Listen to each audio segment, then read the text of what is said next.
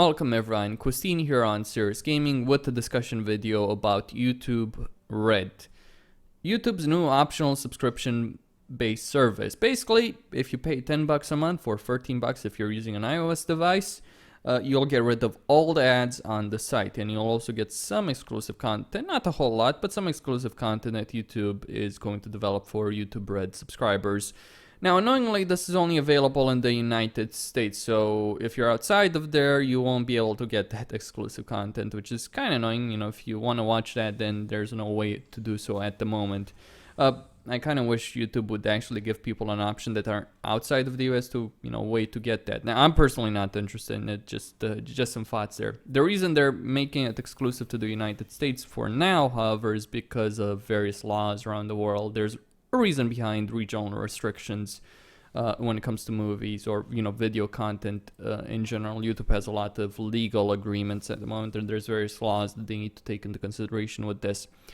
It's optional. They couldn't make the system. They couldn't make YouTube subscription based only, even if they wanted to, because that's just how the site works. Like, there's a lot of agreements YouTube has signed with a lot of companies to post content, post music, post gameplay footage, post video footage of movies, all that stuff in certain contexts, right? But only as long as the site remains accessible to anyone without paying anything. Ads don't count. An optional subscription service to remove the ads doesn't count either. That's really what it is. It's an optional subscription that you use if you want to get rid of the ads on the site.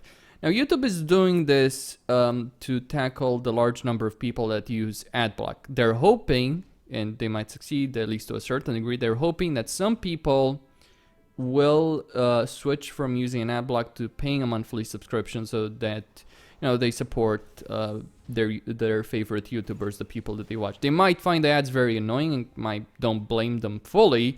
But they're willing to pay money for it, which seems reasonable enough. Now, this isn't the most ideal system, as far as I'm concerned, as someone who makes a living off YouTube.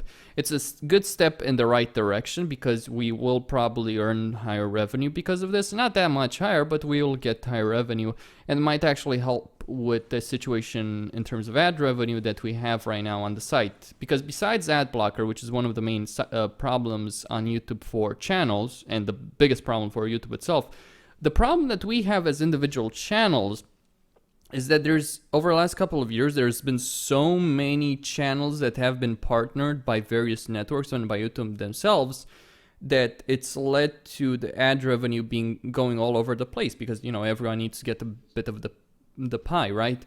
The problem with that, though, is that the networks have lowered the requirements so much that virtually anyone can become a partner, and a lot of people have. There's hundreds of thousands of people that are partners, perhaps even more so than that. I have no exact number on that.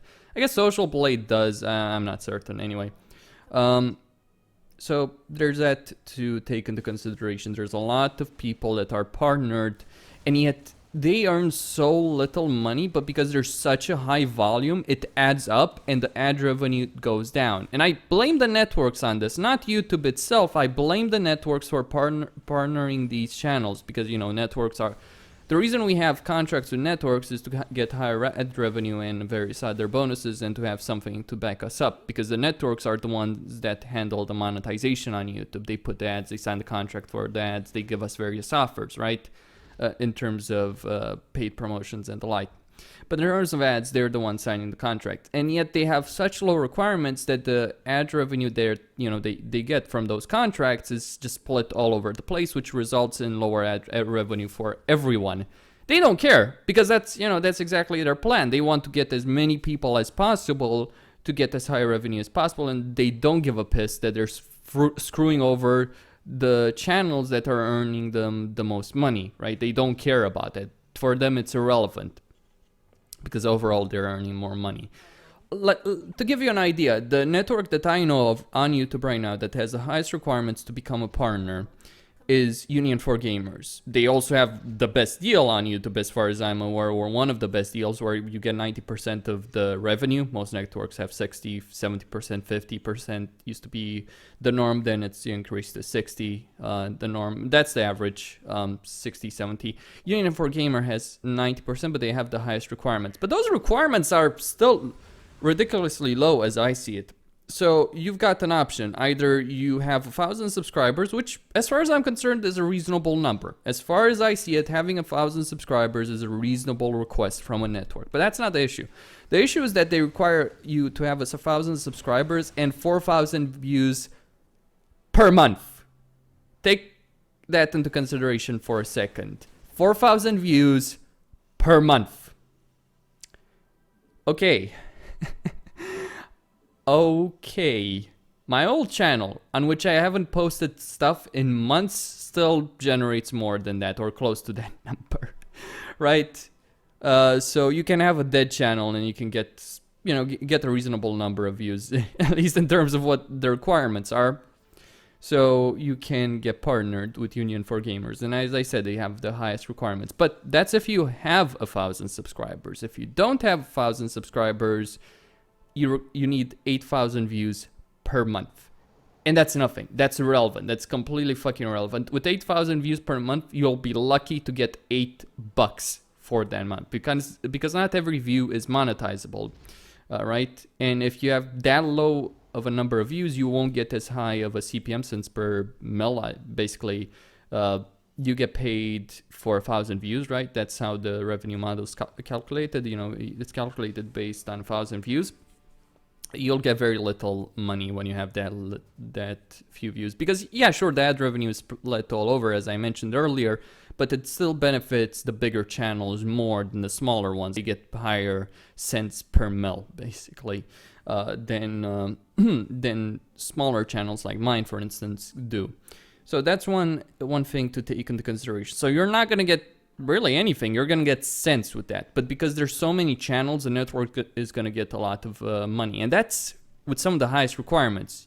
There's networks which literally ask for 1,000 views per month, 3,000 views per month, and no subscriber requirements or something like that, and that's a fucking huge problem in terms of overall ad revenue. So YouTube Red is good in that sense, because it might help with the overall ad revenue, because you'll have a bunch of people that will watch YouTube and be subscribed to YouTube Red, and they won't count in terms of ad revenue because obviously they're not seeing any ads. So hopefully we'll get overall ad revenue, like everyone will get higher ad revenue, and we'll get YouTube Red revenue. At least that's how I would see it ideally. I'm not sure if that's how it's gonna work, but that's how we would see it ideally.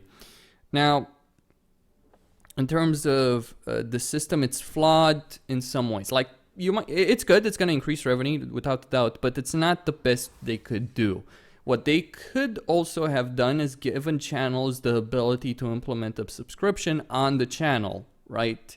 Like, if you want to get rid of ads on that channel, or get access to the comments section, that would be a godsend for a lot of YouTubers. Only allowing people who are subscribed access to the comment section on their YouTube channel, that would be a godsend for a lot of people, right? Well, suffice to say that, that would help a lot of people. That's how Twitch works, actually.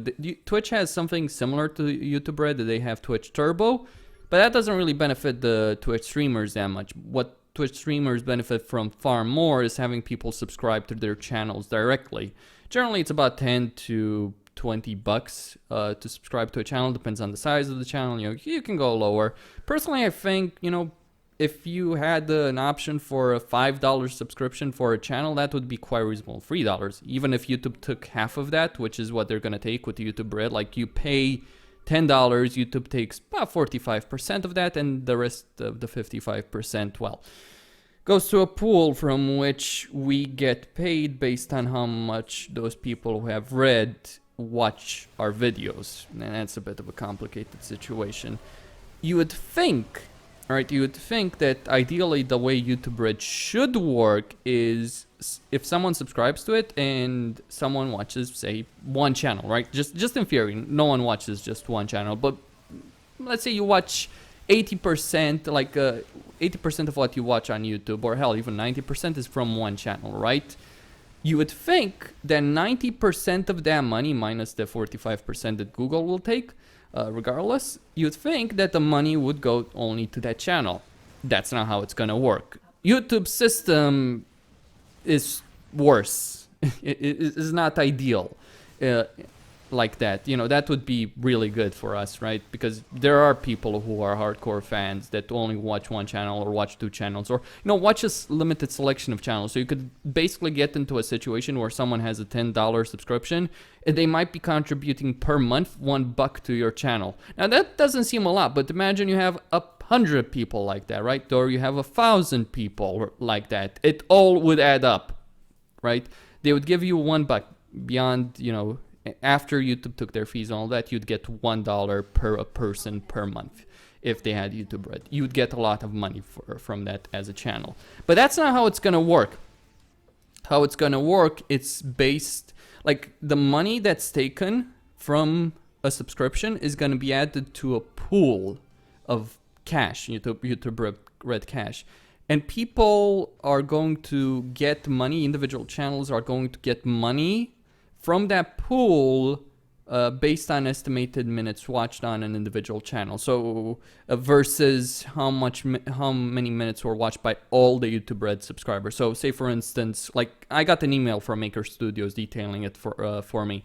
Say for instance that the overall pool of minutes, and yes, it's based on minutes, overall pool of minutes watched of all, you know, by all YouTube Red subscribers is 1 million minutes. Now, that's incredibly low, by the way. I'm fairly certain it will be a hell lot more than just, it will be a hell lot more than just 1 million minutes. But you're gonna get the percentage on that based on how many minutes people watch of your video. So if there's 1 million minutes in total, and if the people who are subscribed to YouTube Red watch about 10,000 minutes of your videos, then you'll get about 1% of the entire pool of cash that YouTube Red subscribers have poured into YouTube. 1%, right?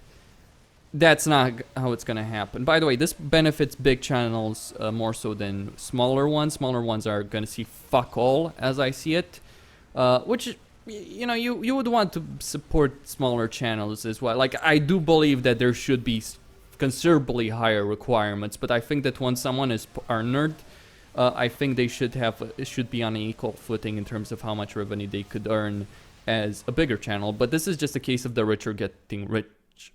The rich getting richer, right? This is not beneficial to smaller channels, nor is it beneficial to shorter videos. It's more beneficial to longer videos. So longer videos also have their own problems, and that most people are not going to watch, you know, that entire long video that they did of 30 minutes an hour or something like that. Generally, you want to go for, I don't know, 10, 15 minutes video length. But yeah, it's not ideal. I would hope that YouTube at one point gets their heads out of their fucking asses and give an option for people to subscribe to individual channels. That would be great. Even if it's $3, right? Even if it's $3, $2, anything like that, that would still be really fucking good for those channels. Imagine someone like Total Biscuit, like, right? Total Biscuit with his millions of people watching him. Imagine he got that he has $1 per month for people to subscribe to his channel, and he got, I know, 100,000 people subscribing to his channel on a monthly basis. You'd get $100,000 from those people, which is probably more than he is earning right now from ad revenue in itself. So just keep that, you know, that's just a calculation there, right? It would more likely be more than $1, but you know, that's just an example, just an idea. Right now, we're not really gonna get that much. And the reason YouTube did this right here is because it's probably easier for them to manage it like this instead of, you know, looking at each individual subscriber and seeing how much they watch of a particular channel. Yeah, might be easier. I don't know how their algorithms work, their programming works, but whatever. And not ideal, but it's better than nothing, and ad blocking needs to be dealt with. right? It's just a shame that instead of dealing with the fundamental problem that leads to lower ad revenue, besides people using ad blocking, which is networks partnering with every channel and their fucking cat, instead of dealing with that, demanding higher requirements, demanding higher, view counts or subscriber bases before channels are partnered. Instead of doing that, they basically take this approach. And this is something that, the networks doing this has fucked us in the past as well. Like, they fucked us all collectively. Small channels, mid-channel, decent channels, all that. They fucked us collectively in the end of 2013 because that's the reason YouTube removed the content ID protection from all channels that were partnered within a network. Because the networks were just partnering everyone, and they still are, by the way. They still fucking are, and that, quite frankly, as I see it, is terrible. Anyway, that's all I had to say on the subject. Costin here signing out. Don't forget to subscribe and like the video.